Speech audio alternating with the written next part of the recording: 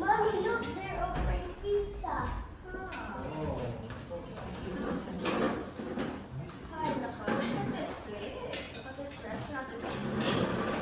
Based on the interior, I feel like the owner is a loving and nice person. Okay, let's order na. I'm really hungry. Hindi pa ako nag-breakfast. Let's go. Waiter! Ma'am, ito po. Ikaw?